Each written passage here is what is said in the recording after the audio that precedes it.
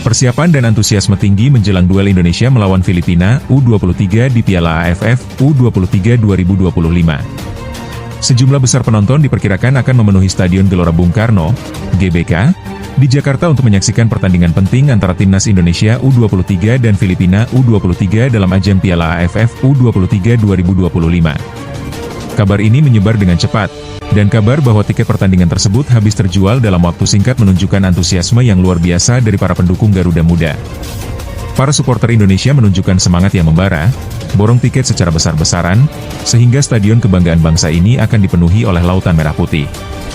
Kehebohan ini berawal dari keberhasilan tim nasional U23 Indonesia yang tampil mengesankan dalam dua laga sebelumnya. Mereka berhasil meraih kemenangan telak 8-0 melawan Brunei Darussalam dan melanjutkan kemenangan tipis 1-0 melawan tim nasional Filipina U23. Kemenangan-kemenangan tersebut membuktikan bahwa skuad muda Indonesia tidak hanya memiliki kualitas individu yang luar biasa, tetapi juga kekompakan dan semangat juang yang tinggi. Nama-nama seperti Jens Ravens, Victor Denhan, dan Arhan Fikri menjadi sorotan utama, menunjukkan bahwa tim ini benar-benar dalam performa terbaiknya. Dukungan dari para pendukung pun meningkat pesat. Pada pertandingan sebelumnya, jumlah penonton yang hadir di stadion mencapai angka yang cukup signifikan, yakni sekitar 2.743 orang saat melawan Brunei U23 dan melonjak menjadi 8.409 orang saat menghadapi Filipina U23. Angka ini menunjukkan tren positif yang terus berkembang, dan kini, dengan tiket yang habis terjual, diperkirakan sebanyak 70.000 penonton akan memadati GBK, menciptakan atmosfer yang penuh semangat dan ketegangan yang luar biasa. Situasi ini tentunya membuat tim lawan, Malaysia U23, merasa tertekan. Mereka datang ke turnamen dengan kondisi yang tidak ideal setelah mengalami kekalahan memalukan 0-2 pada laga pembuka melawan Filipina U23. Kekalahan ini menjadi bahan cibiran dari media dan publik di Malaysia, yang mulai meremehkan kualitas skuad Harimau Malaya Muda tersebut. Bahkan, media seperti OneFootball dan Minecraft menyuarakan kritik keras terhadap performa Malaysia dan membandingkannya dengan performa Indonesia yang mampu mencetak skor besar. Sementara itu, Malaysia mencoba bangkit dari tekanan tersebut dengan kemenangan besar 7-1 atas Brunei U23. Namun, hasil ini tidak serta-merta menenangkan kritik dan skeptisme dari suporternya sendiri. Banyak fans Malaysia di media sosial yang membandingkan hasil ini dengan kemenangan Indonesia atas lawan yang sama, dan mereka mempertanyakan mengapa mereka hanya mampu mencetak angka 7-1 sementara Indonesia mampu mencetak 8-0. Komentar-komentar seperti ini memanaskan suasana jelang pertandingan penting antara kedua negara, yang selalu memiliki rivalitas sengit di kawasan Asia Tenggara.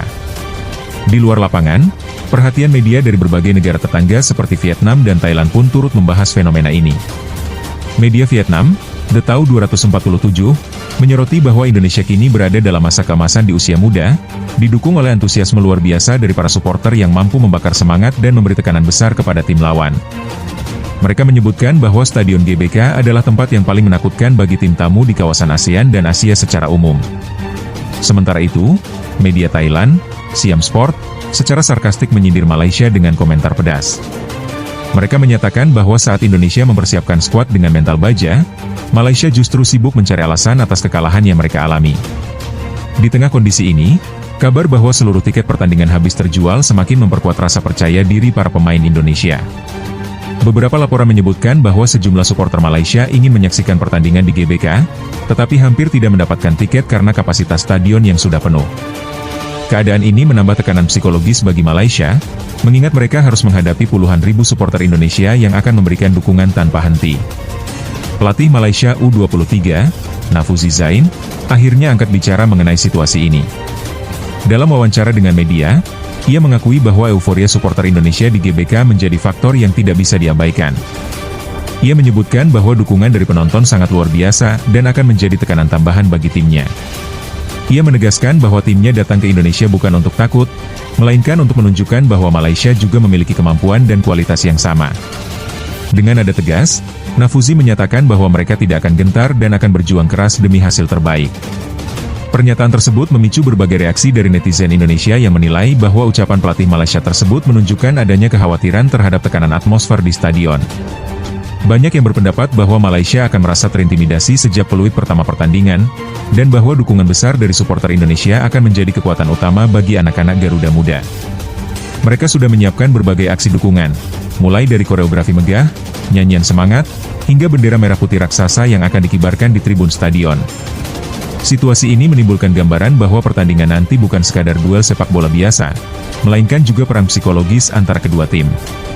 Atmosfer yang memanas, ditambah dengan tekanan dari para pendukung, menjadikan laga ini sebagai salah satu pertandingan paling seru dan penuh gengsi dalam sejarah Piala AFF U23. Pelatih Indonesia, Gerald van den Burg, menegaskan bahwa mereka tidak akan meremehkan lawan dan akan bermain dengan penuh fokus dan disiplin. Ia menyadari bahwa Malaysia dikenal dengan permainan keras dan pressing cepat, sehingga strategi harus benar-benar matang agar dapat mengatasi tantangan tersebut. Selain itu, duel di lini tengah antara Arhan Fikri dan Hakimi Sahaluddin akan menjadi salah satu kunci utama dalam pertandingan ini. Kedua pemain ini memiliki peran penting dalam mengatur tempo permainan dan menciptakan peluang serangan. Begitu pula, duel sayap antara Raihan Hanan dan fullback Malaysia yang agresif akan menjadi salah satu pertarungan menarik yang menentukan jalan pertandingan. Jika Indonesia mampu menguasai bola dan memanfaatkan kecepatan di lini depan, peluang untuk meraih kemenangan besar sangat terbuka. Kemenangan dalam laga ini bukan hanya soal memastikan tiket semifinal, tetapi juga menyampaikan pesan kuat bahwa generasi muda Indonesia siap menjadi penguasa kawasan Asia Tenggara. Sebaliknya, bagi Malaysia, kemenangan di hadapan puluhan ribu supporter Indonesia akan menjadi kebanggaan tersendiri dan meningkatkan kepercayaan diri mereka untuk melangkah lebih jauh. Di sisi lain, striker Malaysia, Dennis Syamartajudin, berambisi mengerahkan seluruh kekuatannya demi mengalahkan Indonesia dan memastikan tiket ke babak berikutnya. Ia menyatakan bahwa skuad Harimau Malaya Muda siap mengerahkan 200% tenaga dan semangatnya untuk meruntuhkan dominasi Indonesia. Ucapan ini semakin menambah ketegangan dan semangat kompetisi di lapangan, karena kedua tim sama-sama ingin membuktikan siapa yang terbaik di kawasan ini. Dalam konteks ini, duel antara Indonesia dan Malaysia tidak hanya sebatas pertandingan, melainkan juga menyangkut harga diri dan gengsi bangsa. Atmosfer yang intens dan atmosfer mental yang penuh determinasi akan menentukan hasil akhir dari laga ini. Timnas Indonesia, dengan skuad yang lengkap dan percaya diri, bertekad untuk kembali menunjukkan kekuatan mereka, sementara Malaysia masih berusaha bangkit.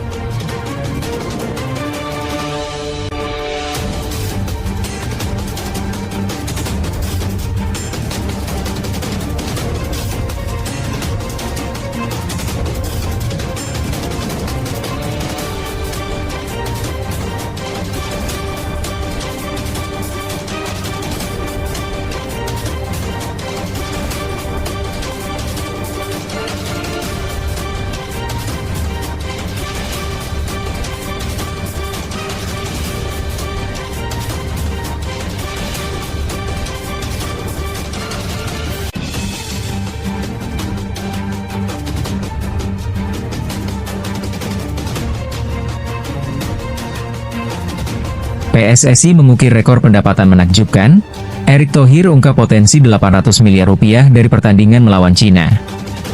Timnas Indonesia, sumber ekonomi sepak bola nasional. Erick Thohir, yang menjabat sebagai Ketua Umum PSSI, Persatuan Sepak Bola Seluruh Indonesia, baru-baru ini mengungkapkan bahwa pertandingan Timnas Indonesia telah bertransformasi menjadi sumber pendapatan yang signifikan bagi Federasi Sepak Bola negara ini. Dalam setiap laga biasa, PSSI dapat mengantongi keuntungan bersih yang berkisar antara 100 miliar rupiah hingga 200 miliar rupiah. Ini diperoleh melalui kolaborasi antara penjualan tiket, sponsor, dan hak siar televisi. Lebih menarik lagi, proyeksi pendapatan dari dua laga krusial yang akan diadakan melawan Cina dan Jepang dalam rangka kualifikasi Piala Dunia 2026 sangat mengejutkan. Diperkirakan, satu pertandingan dapat menghasilkan keuntungan hingga 400 miliar rupiah. Dengan demikian, total dari dua laga tersebut berpotensi mencapai angka 800 miliar rupiah. Jika antusiasme masyarakat dan dukungan dari sponsor meningkat tajam, bukan mustahil jika total pendapatan dapat menembus angka 1 triliun rupiah. Ini adalah bukti nyata bahwa Timnas Indonesia tidak hanya sekedar prestasi di lapangan, tetapi juga berfungsi sebagai mesin ekonomi yang memiliki potensi luar biasa, tegas Erick Thohir dengan penuh semangat. ASEAN All Stars versus Manchester United, antusiasme menurun, kerugian 45 miliar rupiah. Namun, di tengah kesuksesan Timnas Indonesia, laga antara ASEAN All Stars melawan Manchester United justru menghadapi masalah serius. Pertandingan yang berlangsung di Stadion Nasional Bukit Jalil, Malaysia, pada 28 Mei 2025, itu tidak mampu menarik perhatian penonton maupun sponsor. Sebuah kegagalan besar yang berujung pada kerugian signifikan. Hak siar tidak laku, penjualan tiket sepi, dan sponsor yang enggan berpartisipasi menjadi beberapa faktor yang menyebabkan bencana finansial ini. Akibatnya, Presiden ASEAN Football Federation, AFF, mengungkapkan bahwa mereka mengalami kerugian hingga 45 miliar rupiah setelah biaya operasional membengkak. Rasa khawatir menyelimuti kami, karena tiket untuk pertandingan ASEAN All Stars hampir tidak terjual sama sekali, ujarnya dengan nada prihatin. Ironisnya, peristiwa ini menunjukkan betapa kuatnya daya tarik timnas Indonesia bahkan jika dibandingkan dengan tim gabungan dari seluruh ASEAN. Rizky Ridho dikabarkan akan menggantikan Max Hilgers di pertandingan melawan Cina. Pelatih timnas Indonesia, Alex Pastor, telah bersiap-siap untuk membentuk strategi terbaik dalam menghadapi Cina. Dalam hal ini, ia lebih mempercayai sosok Rizky Ridho sebagai bek tengah utama, mengungguli Max Hilgers. Rizky Ridho diketahui tampil lebih konsisten serta memiliki kualitas yang menggugah. Bahkan mendapat pujian setinggi langit oleh Pastor yang mengatakan bahwa Ridho layak bermain di klub-klub elit seperti Real Madrid. Ridho memiliki kualitas yang mengesankan, dia berhak untuk menjadi starter dalam laga-laga penting, ungkap Pastor dengan antusias. Sebaliknya, Max Hilgers dinilai belum menunjukkan performa maksimal, khususnya dalam duel sebelumnya melawan Australia dan Cina, yang menjadi pertimbangan penting bagi pelatih. Donitri Pamungkas resmi pamit dari Timnas U20. Di sisi lain, Kapten Timnas U20, Donitri Pamungkas, mengumumkan pengunduran dirinya setelah timnya gagal melanjutkan langkah dari fase grup Piala Asia U20. Bersama dirinya, beberapa pemain lainnya seperti Tony Firmansyah dan Aditya Warman juga harus pamit karena telah melewati batas usia yang ditentukan. Perhatian kini beralih ke Timnas U23, yang sedang mempersiapkan diri untuk mengikuti kualifikasi Piala Asia U23 2026 dan SEA Games 2025 mendatang. Harapan besar tertuju pada generasi muda ini untuk membawa prestasi yang lebih baik di tingkat internasional. Patrick Kluivert segera umumkan asisten pelatih lokal. Pelatih baru Timnas Indonesia, Patrick Kluivert, dilaporkan telah memilih 2 asisten pelatih lokal untuk mendampinginya dalam menjalankan tugas kepelatihan di tim nasional. Beberapa nama yang sempat dipertimbangkan adalah Kurniawan Dwi Yulianto, Bima Sakti, Eko Purjianto, dan Zulkifli Syukur. Keputusan akhir mengenai siapa yang akan mendampingi Kluivert sepenuhnya bergantung padanya. Sementara Ketua Badan Tim Nasional, Sumarji, masih menyimpan rapat identitas kedua pelatih tersebut. Netizen memprotes, desak PSSI ganti Indra Syafri. Kegagalan Timnas U20 dalam ajang Piala Asia memicu kritik pedas terhadap Indra Syafri sebagai pelatih.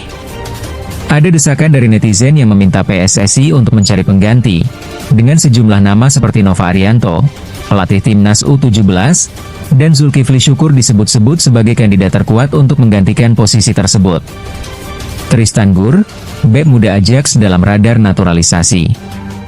Tristan Gur, seorang bek muda asal Ajax Amsterdam yang sebelumnya memperkuat timnas Belanda di level U16 dan U18, dilaporkan menunjukkan ketertarikan untuk dinaturalisasi. Jika proses ini berhasil, Tristan berpotensi untuk memperkuat timnas Indonesia U23 yang berada di bawah arahan Gerald van den Burg, membuka peluang baru bagi sepak bola tanah air. Yakob Sayuri dan Kevin Dix, performa cemerlang di klub. Beberapa pemain lokal juga menunjukkan performa gemilang di klub mereka masing-masing. Yakob Sayuri, yang membela Maluku United, terus menunjukkan kualitasnya dengan mencetak 6 gol di Liga 1. Penampilan cemerlangnya ini membuatnya berpeluang besar untuk dipanggil kembali oleh pelatih Kluivert. Sementara itu, Kevin Dix, yang kini bermain untuk FC Copenhagen, bersiap kembali ke panggung Liga Konferensi Eropa setelah sebelumnya absen akibat akumulasi kartu kuning. Kembalinya Dix diharapkan dapat memberikan kontribusi berarti bagi timnya. Diskusi dan pendapat. Bagaimana pendapat Anda mengenai potensi yang dimiliki oleh timnas Indonesia ke depannya? Apakah Anda setuju jika Erick Thohir diperpanjang masa jabatannya? Bagaimana tanggapan Anda mengenai perubahan dalam susunan pemain timnas? Tulis pendapat Anda di kolom komentar. Jangan lupa untuk memberikan like, subscribe, dan aktifkan notifikasi agar tidak ketinggalan beragam informasi terbaru seputar perjalanan timnas Indonesia di dunia sepak bola.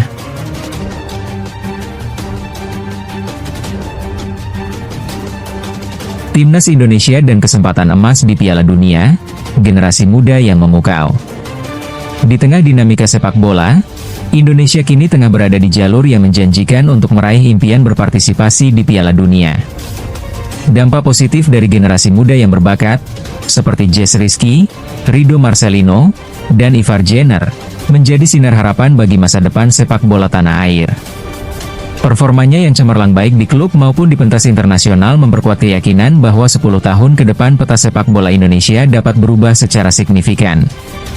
Kontroversi Piala AFF, tuntutan Ronaldo dan respon PSSI. Dalam perkembangan yang mengejutkan, mega bintang sepak bola Cristiano Ronaldo mengajukan permintaan kepada FIFA untuk menghapus Piala AFF beserta turnamen non-resmi lainnya. Ia mengungkapkan keprihatinannya terhadap pengaruh buruk kecurangan wasit dan praktik perjudian di kompetisi tersebut. Hal ini memicu reaksi dari PSSI, yang tengah mempertimbangkan untuk menarik diri dari Piala AFF demi meningkatkan fokus pada turnamen bergengsi tingkat Asia dan internasional, termasuk Piala Asia serta kualifikasi Piala Dunia yang lebih berkualitas. Erick Thohir, sebagai pemimpin PSSI, menegaskan bahwa langkah ini adalah bagian dari strategi yang lebih besar untuk mendorong kemajuan sepak bola Indonesia. Drama ASEAN All Stars, Nova Arianto pilih fokus pada timnas. Kisah menarik juga datang dari seleksi pelatih untuk tim ASEAN All Stars yang ingin menghadapi Manchester United. AFF sempat menjatuhkan pilihan pada Kim Sang-sik dari Vietnam.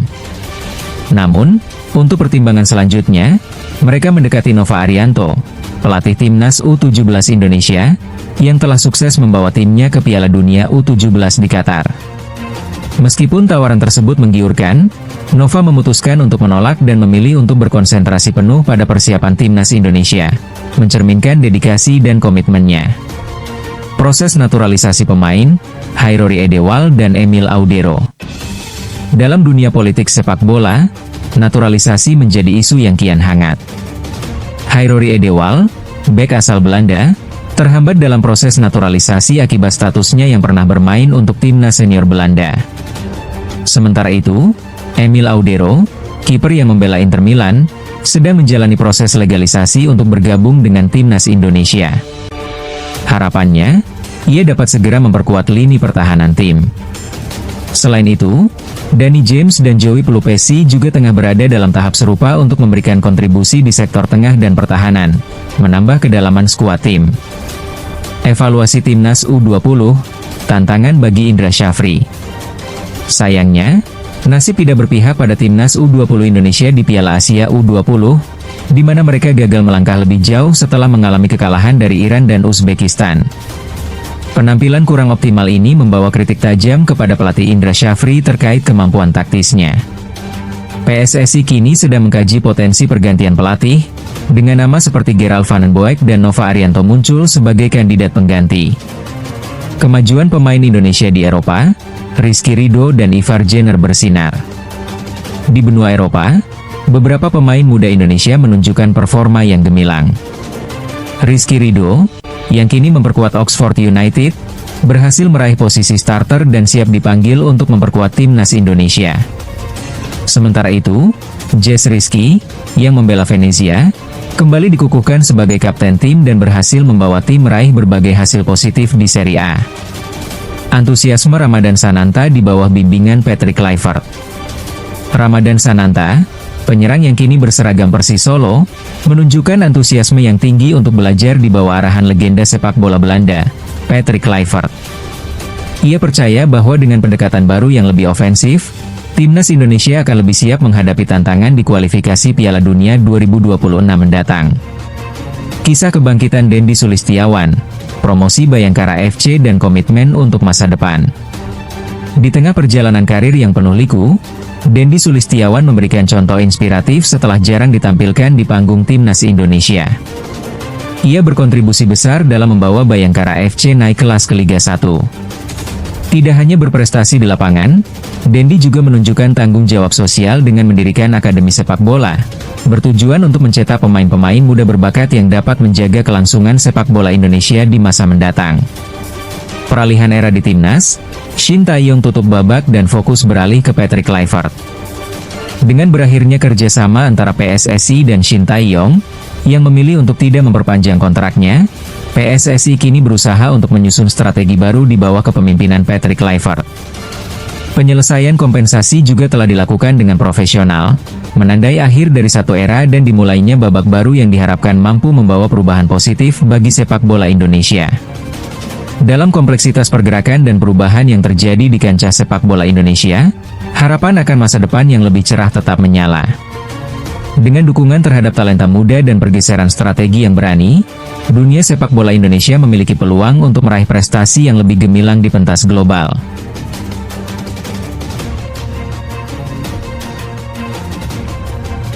Timnas Indonesia di ujung tanduk, kontroversi AFF, naturalisasi, masa depan Garuda. Dalam dunia sepak bola yang selalu berubah, kita sering disuguhkan momen-momen yang mengejutkan.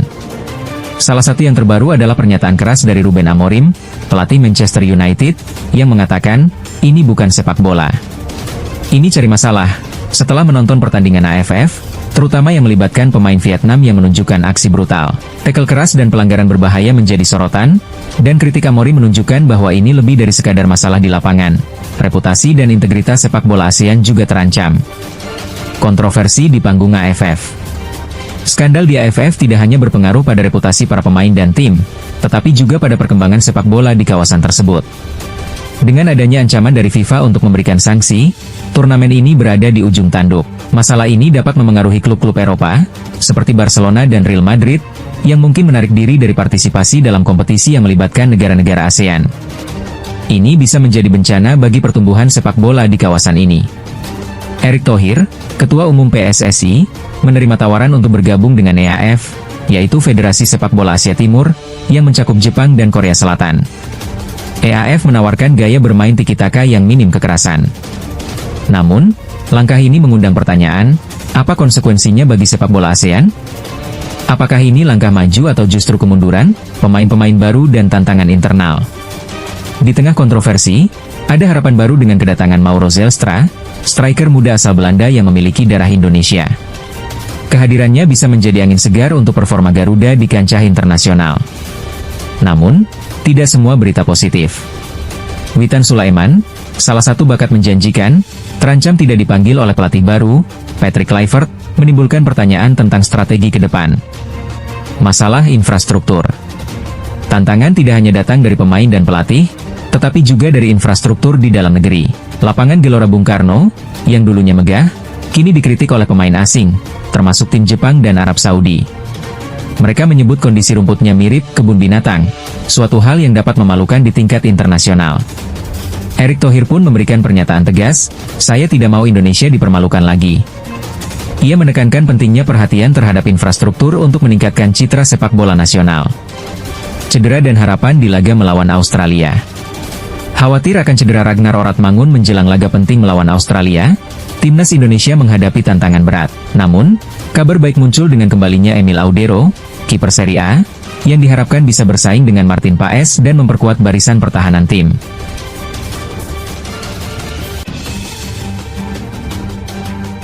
Halo, Garuda Muda.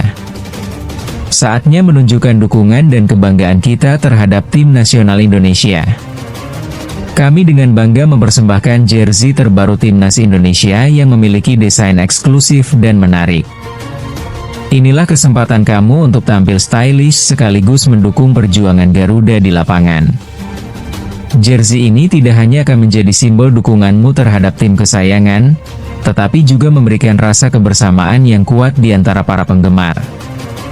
Dengan mengenakan jersey ini, kita tidak hanya menunjukkan identitas kita sebagai supporter Indonesia, tetapi juga membangkitkan semangat juang timnas saat bertanding. Untuk mendapatkan jersey ini, kamu bisa melakukan pemesanan dengan sangat mudah. Cukup kirim pesan via WhatsApp ke nomor yang tertera di poster kami, atau cukup klik tautan yang ada di deskripsi untuk melakukan pemesanan secara online. Kami juga memberikan promosi spesial, biaya pengiriman gratis ke seluruh Indonesia. Tak peduli di mana kamu berada, dari Sabang hingga Merauke, kami akan mengantarkan jersey kebanggaan ini langsung ke pintu rumahmu. Bagi para penggemar yang ingin merasakan atmosfer pertandingan secara langsung, tiket untuk laga melawan Tiongkok di Stadion Gelora Bung Karno, GBK, telah resmi dibuka. Kamu bisa mendapatkan tiket mulai dari harga Rp100.000. Ini adalah kesempatan emas untuk menyaksikan Garuda berjuang di lapangan secara langsung bersama teman-temanmu. Ajaklah rekan-rekanmu untuk nonton bareng, nobar, dan berbagi momen menyenangkan saat menyaksikan timnas bermain. Bayangkan sorak-sorai dari ribuan pendukung yang berkumpul di GBK, mengenakan jersey timnas dengan bangga, seraya memberikan dukungan penuh kepada para pemain. Suasana seperti inilah yang menciptakan energi tersendiri dan bisa menjadi sumber motivasi tambahan bagi tim untuk meraih kemenangan. Mari kita tunjukkan solidaritas dan cinta kita kepada tanah air dengan mendukung Garuda di tiap laga. Setiap gol yang dicetak oleh timnas tidak hanya sekaligus menjadi momen kegembiraan bagi setiap supporter, tetapi juga sebuah langkah menuju tujuan besar, mengharumkan nama Indonesia di kancah sepak bola internasional. Melalui dukungan kita, baik di stadion maupun di tempat-tempat nonton bareng, kita berkontribusi untuk membawa Indonesia juara di arena sepak bola. Dari Ciputat sampai Papua, kami satu darah. Ini bukan sekadar slogan, ini adalah pernyataan semangat yang menyatukan kita semua, tanpa memandang latar belakang dan asal-usul. Ketika timnas berlaga, kita semua adalah satu kesatuan. Mari kita sambut pertandingan mendatang dengan antusiasme tinggi dan semangat yang membara. Jadilah bagian dari sejarah yang sedang ditulis oleh timnas. Dengan mengenakan jersey resmi, kamu tidak hanya mendapatkan barang fashion, tetapi juga akan selalu mengingatkan dirimu tentang kebanggaan dan harapan yang kita letakkan pada bangsa ini. Bergabunglah dalam komunitas supporter yang solid. Tunjukkan bahwa bersama kita mampu memberikan dukungan yang berarti bagi tim nasional. Kami percaya bahwa dengan dukungan penuh dari supporter, tim kita akan dapat memenangkan setiap pertandingan. Setiap langkah yang kamu ambil, baik itu mengenakan jersey, mengajak teman nonton bareng, atau sekedar menyebarluaskan semangat Garuda di media sosial, semua kontribusi tersebut sangat berharga dan sangat dibutuhkan oleh tim. Maka dari itu, jangan ragu untuk memesannya sekarang juga. Waktu untuk bertindak adalah sekarang. Dapatkan jersey eksklusifmu dan tunjukkan kebanggaanmu sebagai supporter sejati timnas Indonesia. Mari kita bersama-sama, bergerak maju dan mempersiapkan diri untuk mendukung Garuda meraih prestasi gemilang. Dukung timnas, dukung Indonesia. Bersama kita pasti bisa membawa nama bangsa menjadi yang terbaik di mata dunia. Jangan tunggu lebih lama. Pesan jersey sekarang, siapkan diri untuk laga seru, dan mari bersatu dalam semangat juang Garuda.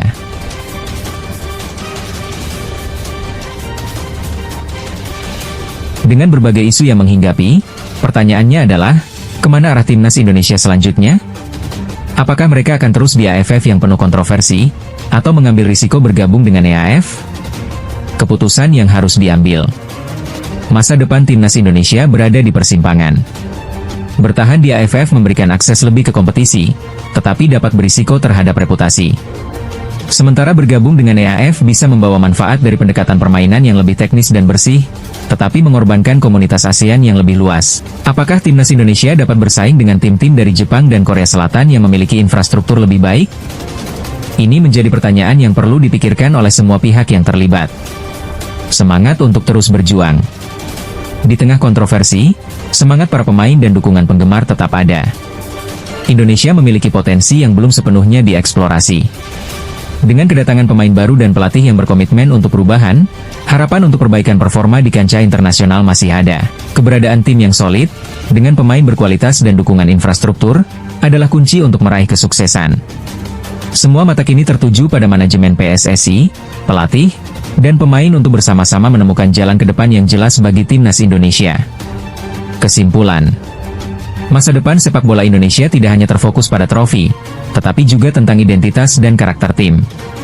Dalam menghadapi berbagai tantangan, timnas Indonesia harus berani mengambil langkah strategis menuju masa depan yang lebih cerah. Dengan semangat bersama dan dedikasi tinggi dari semua pihak, peluang kesuksesan masih terbuka lebar. Apakah timnas Indonesia siap menghadapi tantangan ini? Mari kita dukung mereka dalam perjalanan menuju masa depan yang lebih baik.